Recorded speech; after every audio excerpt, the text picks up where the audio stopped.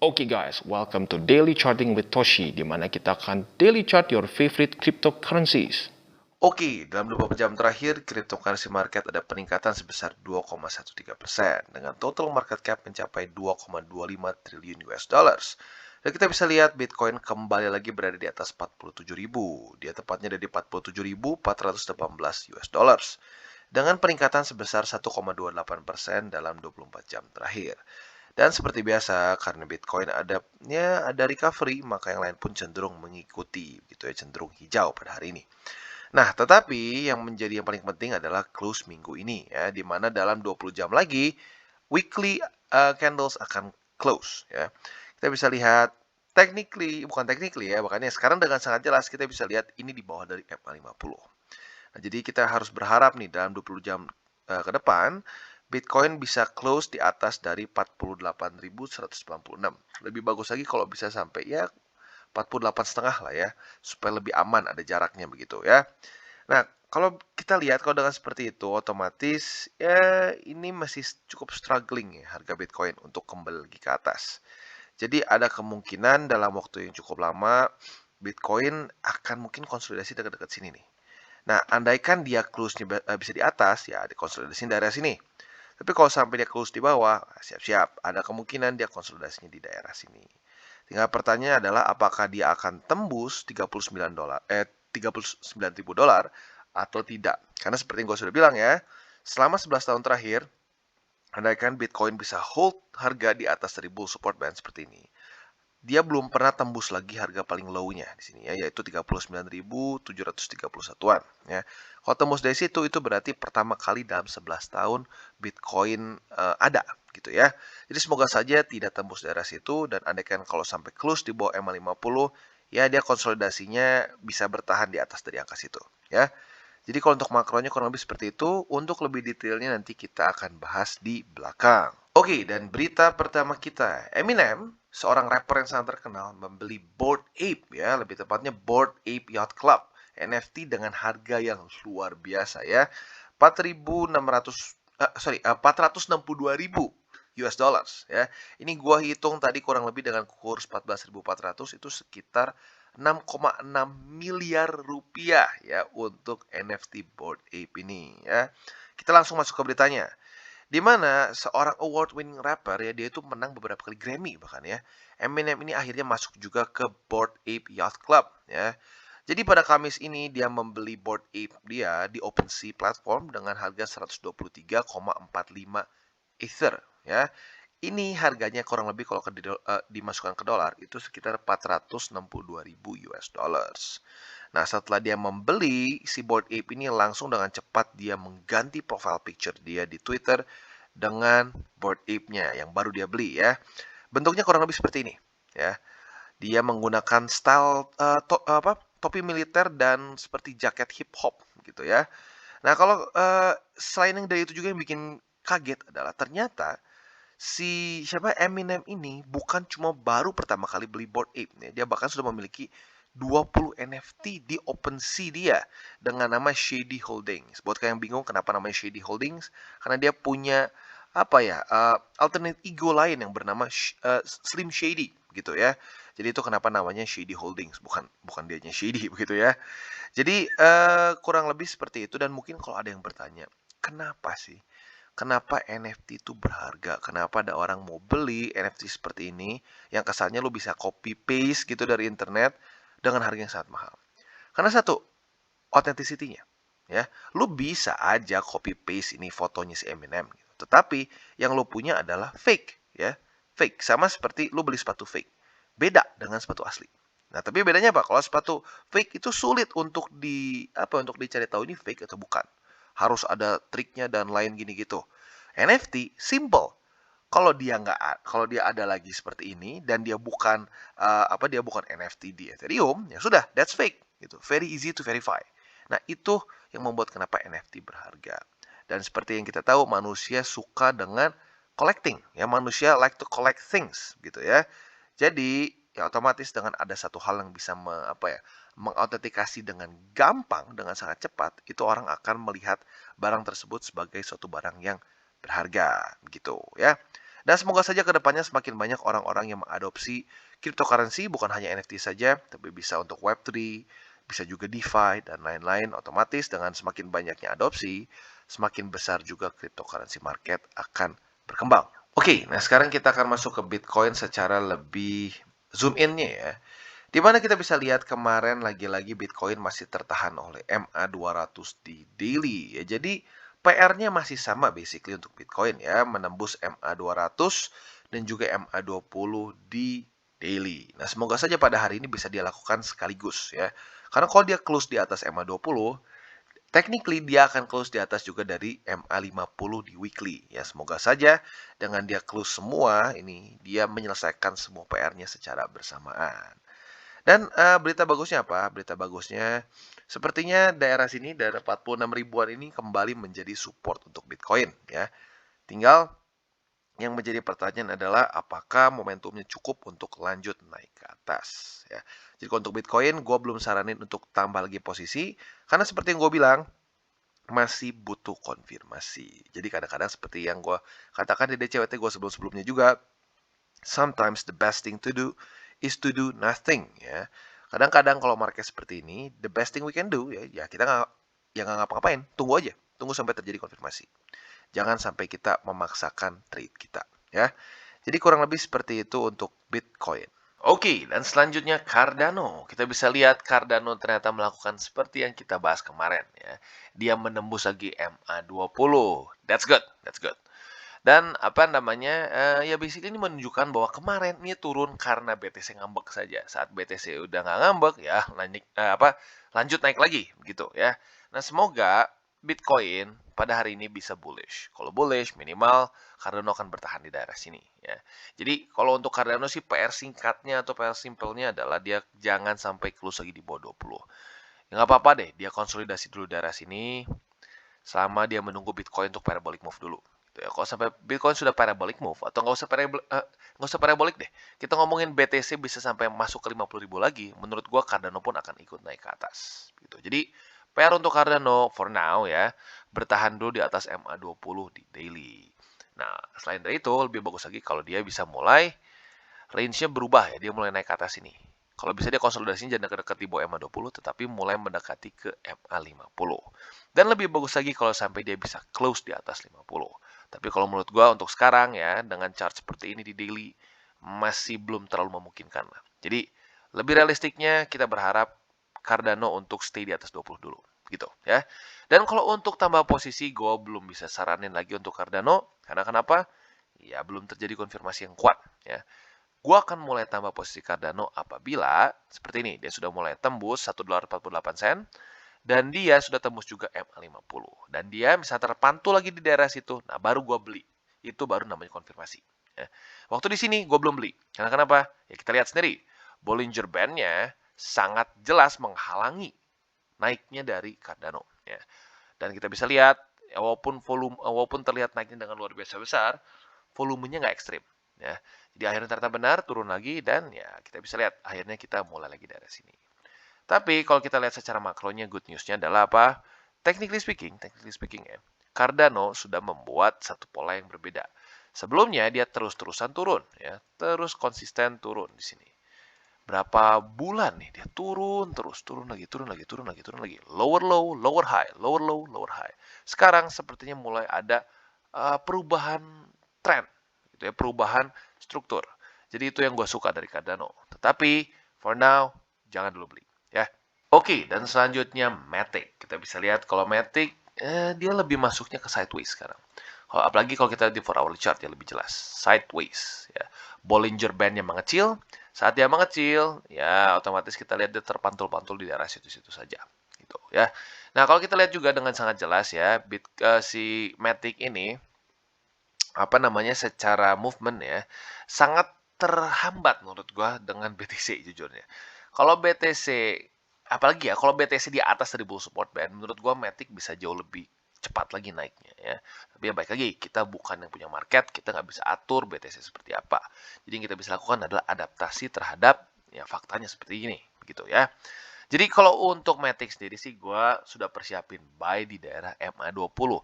Dan sekarang MA20 daily semakin mendekati daerah $2.43. Apabila dua ini bersamaan di daerah yang samaan ya, itu akan bisa menjadi satu confluence untuk menjadi support yang baik untuk Matic gitu. Jadi buat kalian yang belum tambah posisi Matic dan ingin tambah posisi Matic, bisa saja kalian tambah di daerah sini. Tapi kalau kalian sudah beli di daerah sini sebelum-sebelumnya, ya nggak usah tambah lagi. Kalau gitu averaging di tempat yang sama terus, ujung-ujungnya nggak efektif, gitu ya. Jadi untuk Matic kurang lebih seperti itu. Dan kalau kita lihat juga di weekly ya, dia sudah mulai masuk ke Bollinger Band lagi ya, otomatis that's a good sign. Artinya dia sudah mulai cukup koreksinya. Tetapi gini, keep in mind ya, ada kemungkinan head and shoulders. Walaupun dibilang secara strukturnya nggak bagus-bagus amat, tetapi mungkin bisa masuk ya ke situ. Terutama gini, terutama kalau andaikan dia melakukan movement seperti ini nih. Seperti ini, dia naik ke atas daerah sini nih, daerah $1, daerah $2.68 dan dia terpukul turun lagi. Nah, itu ada kemungkinan dia head and shoulders. Gitu. Jadi, selalu keep that possibility in mind dan ya makanya gue nggak pernah bisa saranin buat all in. Lebih baik kalian averaging aja harga. Kenapa averaging? Kenapa lebih baik averaging menurut gue? Karena kita nggak pernah tahu dia turunnya sampai seberapa dalam. Mungkin saja dia bisa lanjut turun sampai ke MA50. Nah, kita nggak ada yang pernah tahu. Kalau ada orang yang bilang pasti nggak mungkin tembus, ya itu udah pasti dia yang berbohong. Kenapa? Karena tidak ada yang tahu dia mau turunnya sampai mana. Jadi yang kita bisa lakukan adalah antisipasi market. Nah, kalau kita berpikir kita mau antisipasi market, secara logika lebih baik kalau kita meng-average harga kita. Benar nggak? Jadi itu dia alasannya kenapa gue lebih suka untuk averaging. Oke, dan Phantom breakout ya, dia menembus $2.33. Nah, Phantom ini adalah salah satu aset yang bisa dibilang melawan arah ya. Kenapa bisa seperti itu? Ini teori gue ya. Kalau teori gue, banyak orang yang mulai sadar bahwa Phantom ini undervalued secara fundamental. Buat kalian yang belum nonton video gue mengenai Phantom secara fundamentalnya, gue sarankan untuk tonton ya. Karena menurut gue, banyak orang yang dulu beli Phantom di sini karena ngepam. Gitu ya. Hanya karena ngepam, bukan karena fundamentalnya. Makanya banyak yang tuh, oh banyak yang sangkut di daerah sini. Gitu. Banyaknya sangkutnya justru di daerah pucuk-pucuk sini nih. Di sini, di daerah sinian gitu ya. Nah, jadi sekali lagi gue ingatkan untuk belilah satu aset secara fundamental. Karena kenapa? Kalau fundamentalnya bagus, lama-lama orang akan sadar, oh ternyata Phantom fundamentalnya bagus ya. Dan lagi diskon nih, wah waktunya beli gitu ya. Jadi apa namanya selalu jangan sampai kebalik ya. Lihat dulu fundamental, baru lihat teknikal. Jangan kebalik chasing pumps. Karena kalau kita chasing pumps, ujung-ujungnya monkey brain kita yang akan berkuasa ya. Nah, jadi sekarang buy limitnya di mana nih, bro? Buat kalian yang ultra konservatif, boleh tunggu sampai dia ada golden cross di daily, yaitu MA50 dan 20 nge-cross. Dan lu boleh tunggu di pantulan MA20-nya. Itu yang ultra konservatif. Buat yang konservatif aja, boleh kalian masuk di $2.33. Ya. Kenapa $2.33? Karena kita bisa lihat, ini adalah resisten yang sangat kuat sebelumnya ya. Lihat nih, 1, 2, 3, 4, 5, 6, 7, 8, 9, 10, 11, 12, 13, 14, 15, 16 ya. 16 kali dites. Susah tembus ya. Bahkan di sini tembus, akhirnya turun lagi, kurang momentum. Nah, pada hari ini dia close-nya bagus atau lebih tepatnya ya sih ya, hari ini ya, jam 7 pagi tadi, dia close-nya bagus dengan momentum yang cukup kuat. Jadi in theory, kemungkinan besar $2.33 ini menjadi support yang cukup baik. Jadi kalau gue pribadi, gue akan taruh buy limit di daerah situ ya. Tapi buat kalian yang lebih agresif lagi, boleh saja kalian belinya saat MA20 menjemput. Nah, mungkin ada yang bertanya, loh bang, kan 20-nya di bawah. Berarti harusnya kalau di sini lebih agresif dong. Enggak, kenapa? Karena kemungkinan besar MA20-nya akan menjemput lebih cepat ke atas. Gitu ya. Jadi kurang lebih seperti itu untuk Phantom. Buat yang agresif MA20 di 4 hour chart. Buat yang konservatif ya, atau mungkin lebih tepatnya gini deh, ini bukan konservatif lah, lebih tepatnya ke medium, nggak ekstrim konservatif, nggak juga agresif banget ya. Kalau di weekly, kalau nunggu sampai golden cross, ya itu masuknya ultra konservatif karena jujurnya masih cukup lama begitu ya. Jadi kurang lebih seperti itu untuk Phantom dan sekali lagi gue ingatkan DCWT bukanlah sinyal ya, ini adalah edukasi only dan juga tujuannya adalah untuk membuat para subscriber gue terbiasa dengan charting gitu. Oke, dan selanjutnya AVAX. Kita bisa lihat dengan sangat jelas AVAX tersupport oleh MA20. Dan bagi kalian yang sudah pasang di MA20 di sini, ada yang kena, ada yang enggak, tergantung. Kalau buat kalian yang sudah dengar, sebelumnya gue suka bilang buy limitnya dinaikin sedikit dari target. Misalnya gini, MA20 itu di 100. Lalu naikin dikit lah, 100 50 sen mungkin, atau jadi 101.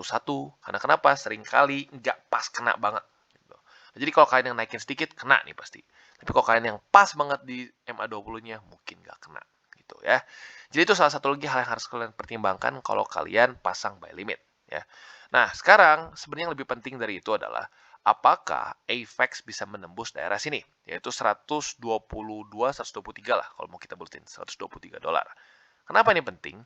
Kalau ini bisa close di atas dari sini, artinya pola dari ini lower high dan lower high dan lower low di sini akan terpecah ya kalau dia tembus. Nah, kalau itu terpecah artinya apa? Momentumnya bisa shift dari lumayan bearish ya, masih lumayan bearish. Jadi bisa berubah menjadi ke bullish. Ya, jadi itu dalam salah satu hal yang harus kalian perhatikan di dalam AVAX dalam beberapa hari ke depan. Apakah dia bisa close di atas dari $123 ya. Jadi untuk AVAX kurang lebih seperti itu. Buat kalian yang ketinggalan di MA20 kemarin, sama basically ya. Pasang lagi di MA20 di daily. Itu buat yang konservatif. Buat yang lebih agresif, bisa saja kalian pasang di 4 hourly, yaitu di MA50. Atau bisa juga kalian tunggu golden cross dan tunggu pantulan di MA20 ya. Jadi kurang lebih seperti itu untuk AVAX, dan bisa dibilang AVAX juga quite nice ya secara movementnya. Dan Atom ya, atau Cosmos, dia breakout ya, dengan sangat jelas dia breakout. Dan yang gue super happy adalah bukan karena break ya, kalau misalnya kita ngelihat ya, ini berapa persen sih movementnya? 11%. Wow. Ya, apa maksudnya ekstrim besar? Enggak juga sih. Ada movement lain yang lebih besar. Tetapi yang lebih penting adalah close dia. Close dia jauh di atas dari struktur sebelumnya nih, atau high sebelum dia. Ya, high di sini, di sini, di sini. Kan berkali-kali mereka terhambat di daerah sekitar $32. Kemarin dia tembus dengan luar biasa besar. Artinya apa? Struktur berubah. Dia membuat apa? Higher high, higher low. Sorry, dari sini lebih tepatnya ya. Higher high, higher low. Higher high, higher low lagi. Nah, itu yang super penting menurut gua ya. Jadi kalau gua pribadi ada kemungkinan gua akan bisa pasang buy limit tuh di daerah sini ya. Oke lah, kita kasih jaraknya di daerah sini. Sekitar $32 lebih 60 sen ya. Kenapa? Karena kita bisa lihat ini sebelumnya adalah satu resisten bagi Atom ya, berkali-kali, atau ya lebih tepatnya 3 kali sih ya. 1, 2 dia breakdown, 3 ke reject ya, 3 kali ke reject. Nah, seperti yang gue katakan, resisten yang kuat itu seringkali berubah menjadi support yang kuat juga. Gitu. Makanya buat kalian yang ingin averaging, harga Cosmos kalian bisa saja tambah di $32 lebih 60 sen ya. Atau mungkin sorry, ini kayaknya kurang turun sedikit ya. Sebentar. Kita ganti sedikit. Ini kurang turun. Nah, segini. Di $32 lebih 12 sen ya. Jadi gua koreksi, $32 lebih 12 sen. Jadi kurang lebih seperti itu untuk Cosmos. Dan kalau gue pribadi sih, Cosmos kenapa menurut gue menarik? Karena Cosmos ini banyak yang nggak tahu, banyak yang menggunakan Cosmos SDK untuk membuat blockchain mereka. Salah satunya yang paling terkenal adalah Binance. Gitu. Jadi kebayang Binance dengan Binance Smart Chain dia itu menggunakan Cosmos SDK. Otomatis seperti itu ya, kita bisa lihat sepowerful apa si Cosmos ya. Buat kalian yang belum melihat review gue mengenai Cosmos, gue saranin buat lihat karena menurut gue secara fundamental cukup menarik ya.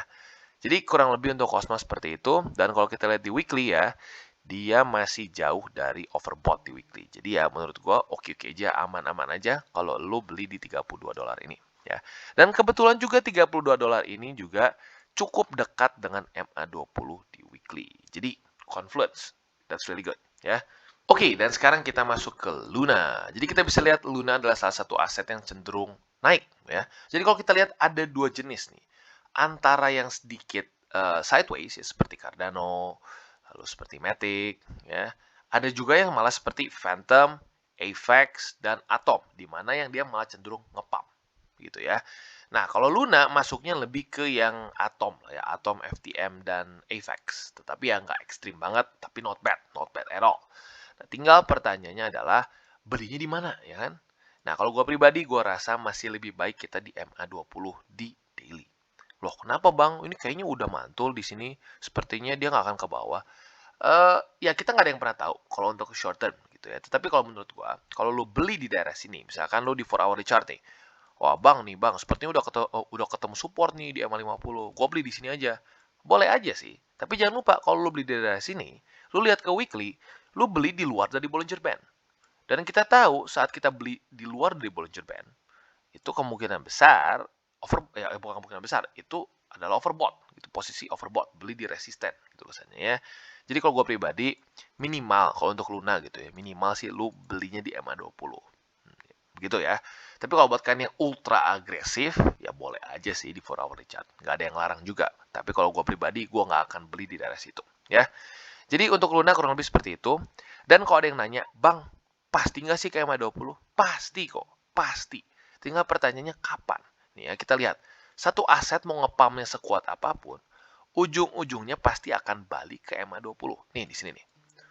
Wah, nih nggak akan ke 20 lagi, nggak akan pernah ke 20 lagi. Nggak mungkin, pasti ujungnya akan ke 20. Tinggal pertanyaannya kapan. Gitu. Makanya kenapa gue nggak terlalu bisa nyaranin buat orang beli di resisten. Karena ya kalau kita beli di resisten, kita nggak tahu gitu loh, kapan dia akan balik ke 20-nya. Begini masih bagus. Pada faktanya banyak aset seperti ini, ngepam, ujung-ujungnya 20-nya jauh di sini, malah dia drop jauh ke bawah. Makanya kenapa? Secara resiko nggak bagus. Kenapa? Makanya gue selalu saranin untuk beli di support, jangan maksain di resisten gitu ya. Jadi kurang lebih seperti itu untuk Luna. Gue ulangin di MA20 di daily, jangan sampai ketukar ya, di daily. Oke guys, sekian dari segmen Daily Charting with Toshi. Apabila segmen ini bermanfaat, boleh share dengan teman-teman dan jangan lupa untuk like, subscribe, klik the bell icon, dan see you on the next videos.